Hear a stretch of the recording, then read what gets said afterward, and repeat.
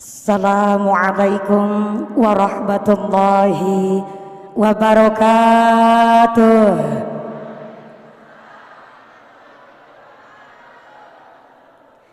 Bismillahirrahmanirrahim. Alhamdulillah, alhamdulillahi haqqa hamdi, wassalatu wassalamu ala khairi khalqi Sayyidina wa maulana Muhammadin wa ala alihi wa ashabihil mujahidin ad-dhahirin, amma ba'd. Hadaratal muhtaramin wal mukarramin, para alim, para ulama, para romo kiai, para masyayikh, para ibu nyai yang kami cadung barokah ilmu dan barokah doanya. Wabil akhos kepada Bapak Menteri Agama Republik Indonesia Romo Kiai Haji Yakut Khalil beserta Ibu yang kami hormati dan yang kami muliakan. Aduhai senangnya diundang Menteri Agama, kumpul para kiai dan juga santri bersama. Putra kiai masyhur, itulah Menteri Agama. Kami titip pesan, jangan cari istri kedua. Menteri BUMN Bapak Erick Thohir, ngurusin negara beliau ahli dan mahir. Bapak Erick Thohir, tolong pakai sarungnya. Kemarin ikut diklat, mana jaket bansernya?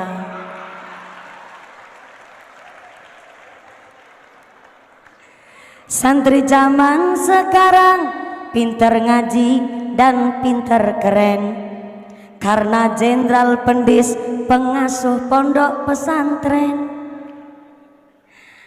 Hafal kitab kuning dan juga beken, tapi jangan lupa honor kami aja kelalen.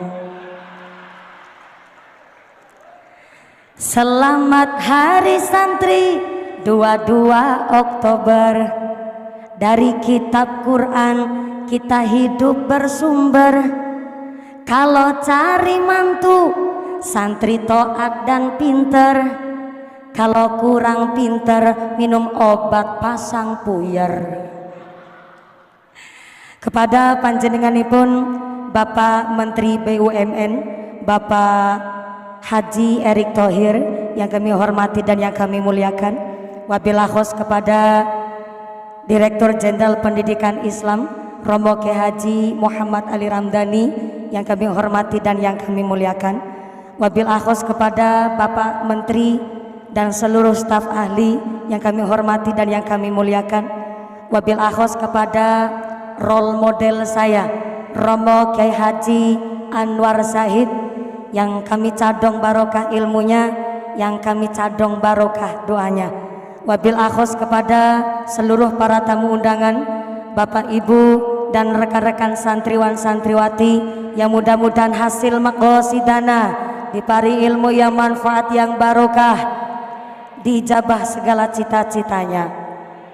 Bapak Menteri dan seluruh tamu undangan, adalah suatu kehormatan dan kebanggaan bagi saya dari kampung bisa menepati sowan derek datang ke Kemayoran, dan jujur saja baru baca undangannya saja sudah insecure, gemeter sampai minder, karena ternyata setelah saya baca yang rawuh adalah para menteri dan jajaran staf dan seluruh para kiai-kiai dan para santri di Indonesia.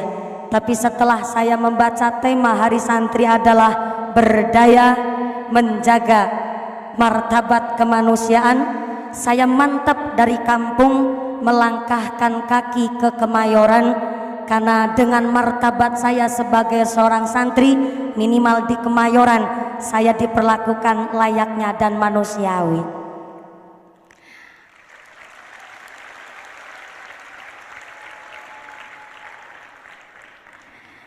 Jikalau martabat seorang manusia dihargai, menurut kami para santri bahwa ternyata yang namanya harganya diri terletak pada adabnya, harganya jidat pada ilmunya, harganya bibir karena ada zikirnya, harganya hati karena ada imannya.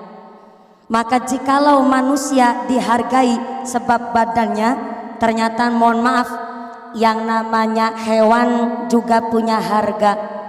Sapi contohnya, semakin gemuk badannya maka semakin mahal harganya.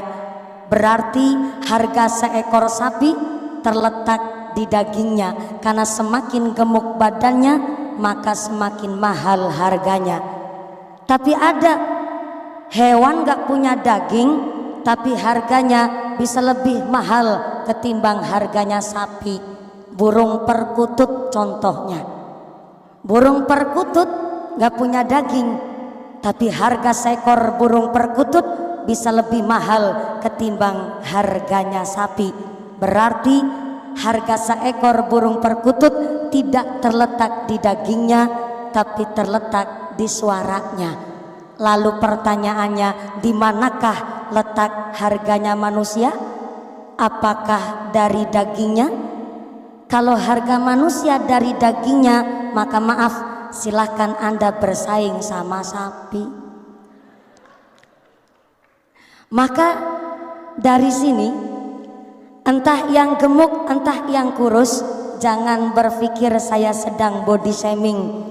Entah gemuk, entah kurus, yang rambutnya ikal, yang rambutnya lurus, yang punya banyak duit, yang punya banyak fulus, bahkan ternyata yang kulitnya hitam, yang kulitnya putih mulus. Ternyata Kanjeng Nabi mengangkat harkat martabat kita dengan tulus.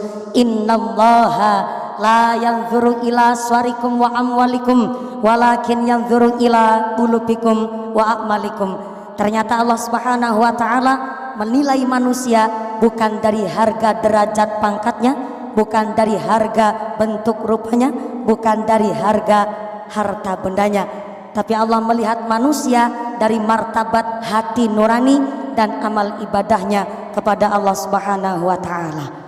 Maka hari ini Romo Kiai Haji Anwar Syahid diundang karena ilmunya. Gus Asmi hari ini beserta Syubhanul Muslimin diundang karena santri pandai baca sholawatnya. Jujur saja, saya sampai detik hari ini masih bingung diundang oleh Pak Menteri Agama karena apanya. Maka mohon maaf, untung saja undangan Bapak Menteri Agama tidak ada persyaratan bahwa tamu undangan di hari santri harus berwajah cantik dan ganteng. Coba kalau undangannya bahwa tamu undangan harus berwajah cantik dan ganteng, maaf, hakul yakin saya dan Kiai Anwar Syahid gak mungkin dapat undangan.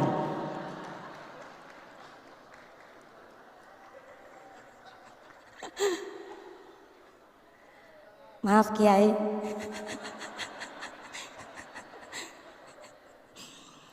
Untung saja di dalam pemerintah Indonesia ini tidak ada peraturan dari pemerintah bahwa membuat undang-undang bahwa yang berparas cantik dan ganteng harus membayar pajak. Kalau yang cantik dan ganteng harus bayar pajak, Gus Asmi bayar pajak, hakul yakin saya dan Kiai Anwar Syahid bebas bayar pajak. Maka dari sini alhamdulillah kemarin telah diresmikan PMA, Peraturan Menteri Agama nomor 73 tahun 2022, bahwa yang namanya bersiul sampai merayu ataupun menatap dengan syahwat termasuk dalam kategori kekerasan seksual.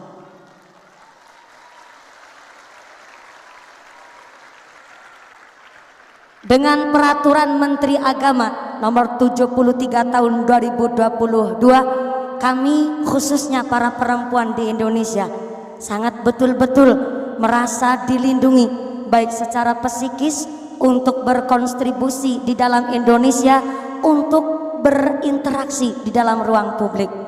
Maka dengan hari ini kita karena dilindungi oleh pemerintah, bahkan Menteri Agama, satu langkah lebih maju, berpikir bahwa betul-betul mengangkat harkat martabat seorang manusia dengan cara menjaga mental psikisnya, berarti dikembalikan kembali kepada setiap manusianya. Kalau pemerintah saja sangat memperhatikan martabat manusia, berarti kembali lagi ke perempuannya, betul-betul harus menjaga marwahnya untuk tidak mancing-mancing birahi yang ada. Mohon maaf, kalau memang perempuan ingin dihormati, berarti dari segi berpakaian pun harus dengan secara sopan. Mohon maaf, kalau sampai seorang perempuan cara berpakaiannya saja kurangan bahan, maka kalah sama buah-buah di pasar. Sekarang buah di pasar, Mbak, pada pakai baju semua. Buah apel pakai baju, buah pir pakai baju, buah jeruk pakai baju, buah anggur pakai baju. Sampai di kampung saya Cilacap, nangka bergelantungan aja pakai jaket.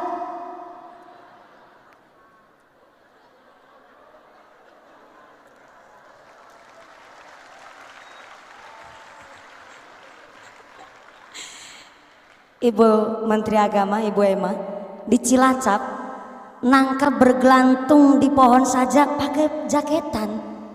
Tapi pertanyaannya, kalau buah nangka di kampung saya aja pada jaketan, kenapa nangkanya perempuan nggak pada di berongsong?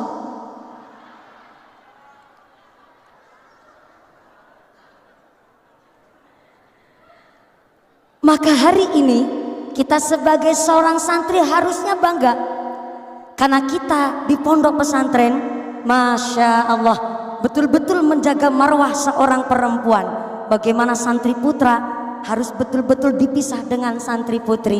Inilah kenapa namanya santri di pondok pesantren, dipundasari dengan ilmu yang manfaat, ilmu yang barokah, karena harus punya pondasi yang kuat dan harus punya dasar. Supaya apa? Tidak tergerus oleh degradasi moral. Karena maaf, kalau santri nggak punya dasar, santri nggak punya pondasi, maka jadinya santri toge.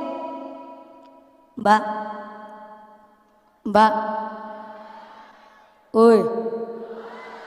Mbak, ada santri namanya santri toge. Apa sih namanya toge? Sifatnya toge, nggak tahu duduk perkaranya, nggak ngerti kentang kimpulnya, asal ngikut baik. Ada bakso, toge ngikut. Ada bakwan, toge ngikut.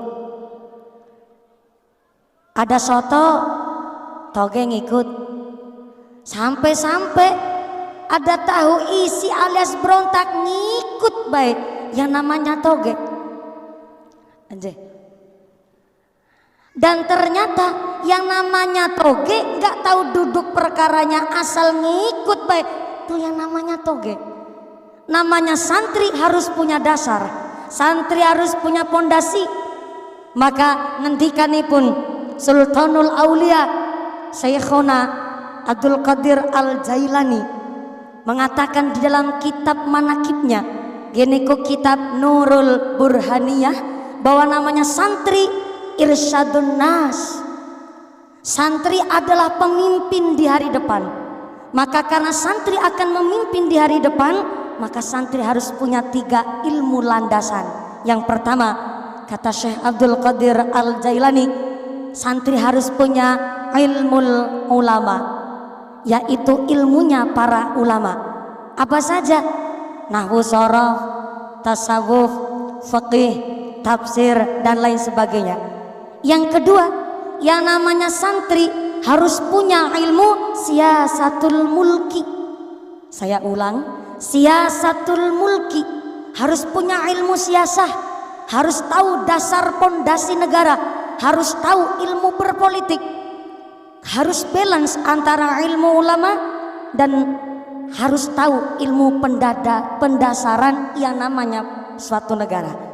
Karena ketika seorang santri hanya tahu ilmu fikih tapi tidak mau belajar dan tidak mau melek dengan intelektual, tidak melek teknologi, tidak mau melek dan tidak mau up to date dengan apa yang terjadi di negara, maka bersiaplah akan jadi boneka permainan orang-orang yang hanya ikut politiknya kotor. Dan sebaliknya, kalau hanya seorang santri taunya ilmu politik tanpa didasari ilmu fikih, maka bersiaplah akan memunculkan gerandong-gerandong di masa depan. Apa itu gerandong-gerandong di masa depan? Seorang berpolitik tanpa tahu dasar hukumnya, maka apa baik doyan. Maaf, di Inggris ternyata sedang terjadi krisis ekonomi, sampai para siswa di Inggris penghapus saja dimakan, kertas dimakan karena saking krisisnya. Di Indonesia tidak ada krisis moneter, tapi ternyata ada orang yang berpolitik tapi tidak tahu dasar hukumnya, maka ternyata terciptalah gerandong-gerandong, aspal diuntal, semen diuntut, sampai-sampai wesi dileg, sampai serandal bedoyan.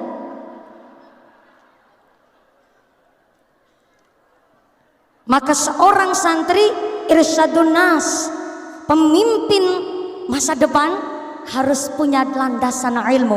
Yang pertama ilmu ulama, ilmu fikih, tasawuf, tafsir, hadis dan lain sebagainya.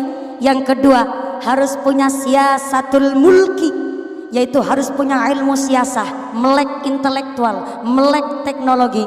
Dan supaya balance, supaya seimbang, maka seorang santri betul-betul harus punya hikmatul hukama, harus punya ilmu hikmah. Namanya santri biasa puasa dalail, biasa puasa nyerowot, biasa puasa Senin Kemis, jam 2:30 pagi sudah dibangunin sholat tahajud untuk qiyamul lail.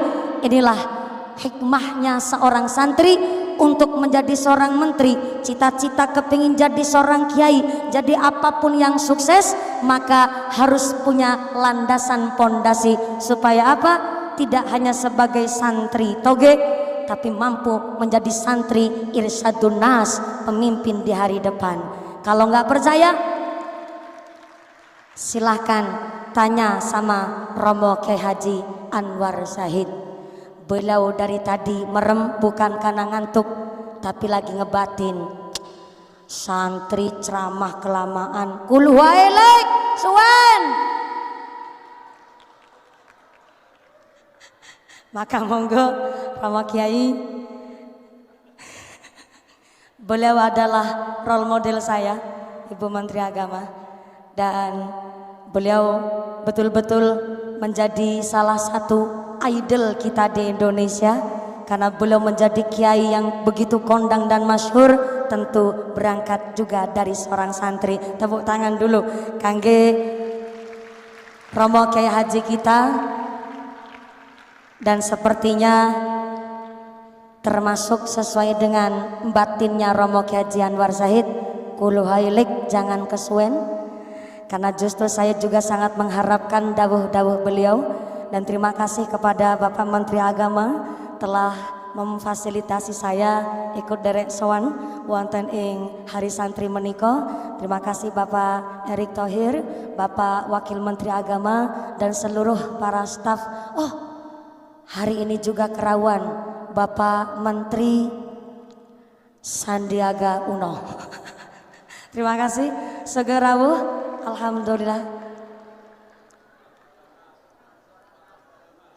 Dan Bapak Azwar Anas, Menteri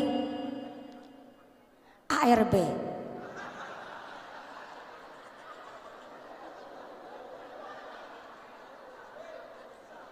Mohon izin. Ya, siap-siap.